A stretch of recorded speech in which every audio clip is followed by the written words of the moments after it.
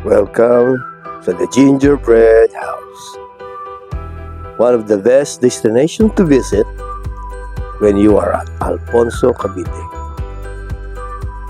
It is located Barangay Palumlom, Alfonso, Cavite.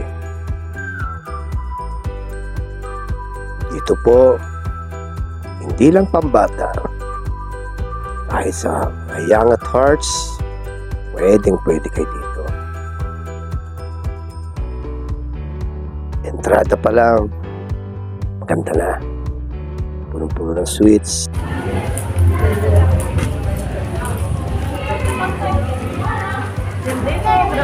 Afternoon.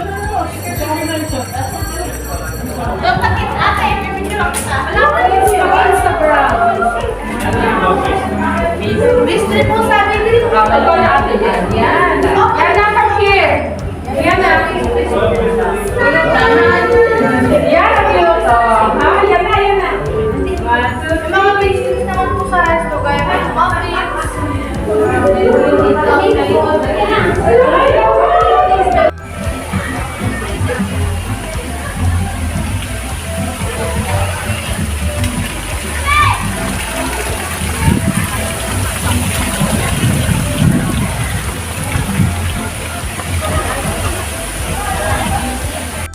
The real life-size gingerbread house.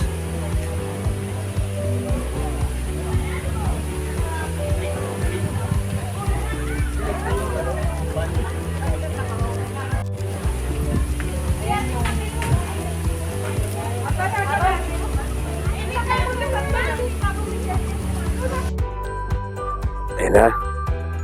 Pasok tayo sa loob ng The Gingerbread House. Kaya lang ha, huwag kayo maingay. Gwardiya. Baka bigla magtugtog ng drums. Joke lang. Sa loob, pwede kayong umorder dito ng drinks, cupcakes, even lunch. Marami silang sineserve na food. Merry Christmas. Everyday Christmas dito sa Gingerbread House. Elegant at colorful. Matutuwa sigurado mga bata. Lalo na sa corner na yan.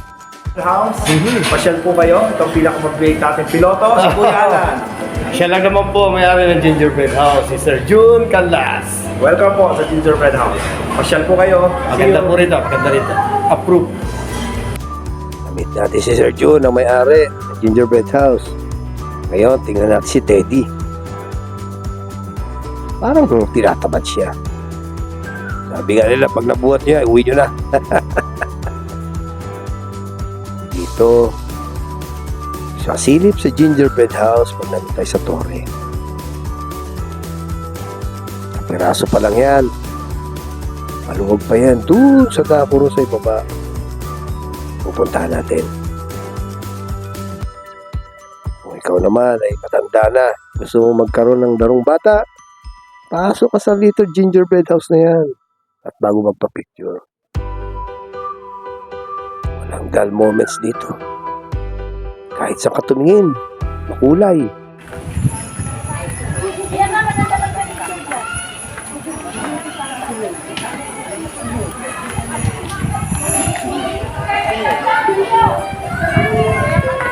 Ayan, ate na yung dalawa kayo yun lang. Mana kung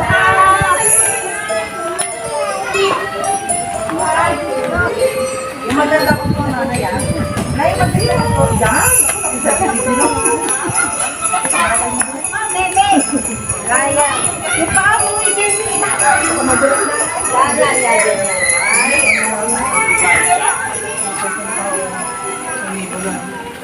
Santana po.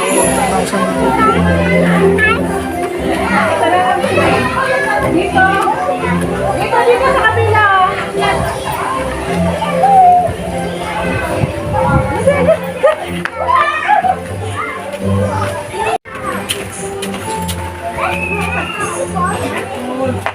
Ay, makin mo na yung makukuha.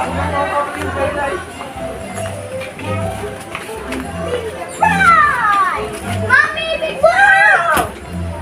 Lollipop! This is Ay, Maki!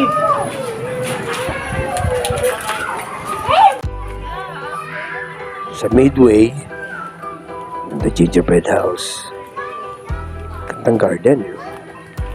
At pag kayo'y medyo nagutom, meron ditong snack house.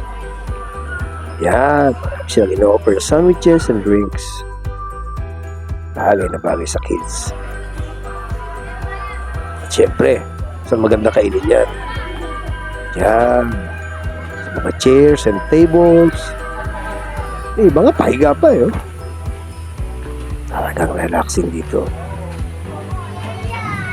Standing moment. Pag nag-entrance kayo, okay na. Magagamit kayo mga yan. Giant swing pa. Tingnan sila happy oh. Hindi ko mabidyohan. Magalit. Relax na, relax eh. Let's go to the next adventure. The gingerbread house. Maganda rito. Lalo na sa mga magpa-partners at may mga events. Ayan yung kanilang tulay. A few moments later. Let's cross the bridge. Doon tulay na pupunta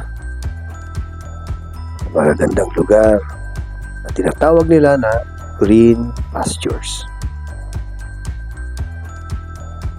Mga partners, napaka-romantic dito. Isipin nyo, magda-dine-in kayo dyan, no? Mag-snacks, even magmi-milk tea. Magagandang lugar na ganyan. May mga halaman pa sila. Itong pathway na to, susundan nyo lang naman eh.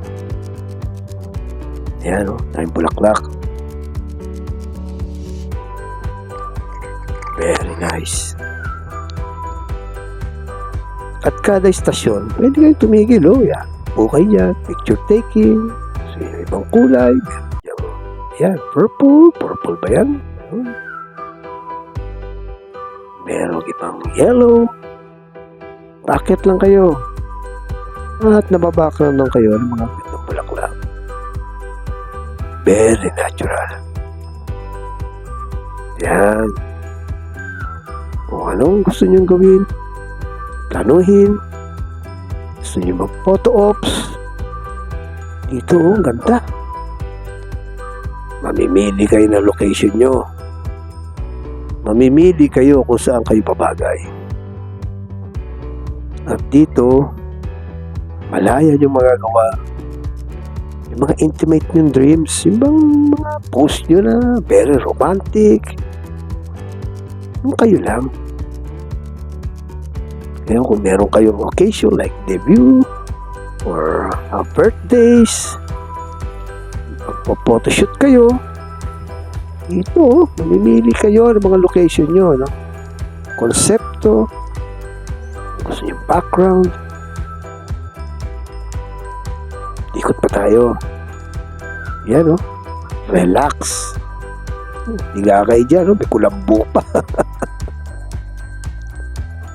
Pwede kayo magpa-spa, pa-massage. Oh, napakasarap. Sarap sa feeling. Yung lumalapit ka sa nature, lumayo ka sa busy ng city, napakasarap dito. Sarap ng feeling. Ayan, no? Kayo na lang mag-isip kung anong pwedeng event na pwede nyo gawin dito. Kaya mag-accommodate ng maraming tao. Pero kung kayo medyo adventurist, ito'y para sa inyo. Meron ditong airsoft adventure grounds. Tawag kayo ng kabarkada. Labang kayo dyan. Tago kayo sa mga puno. Later.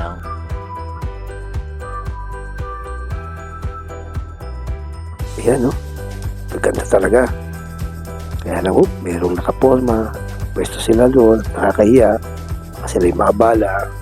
Sila'y nagmo-moment. Dito, maganda mag-moment. At malapit kayo kay nature. Dahil ang kasunod niyan, taling yan. Bangin na. Ingat lang, malalim yan.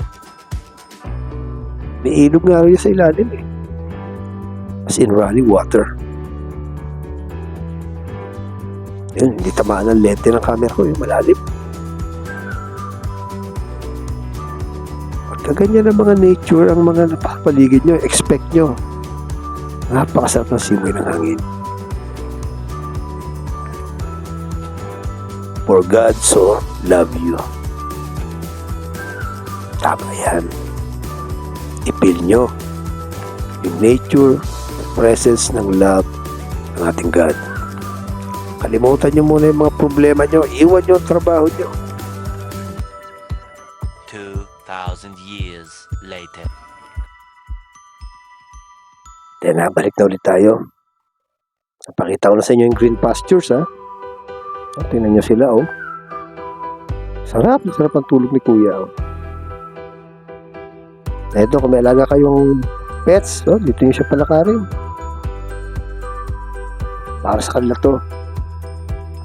Yan ang Paw Park. Yung mga kiddo, ayan. Laro sila dyan. At para sa mga elderly naman, gusto mag-relax, meron ditong fish pa.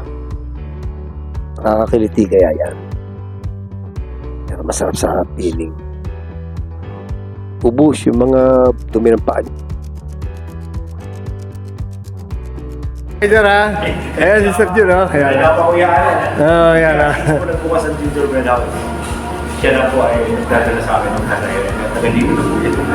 Saka po yan, mag-iniiwan kayo namin. Honest po yan.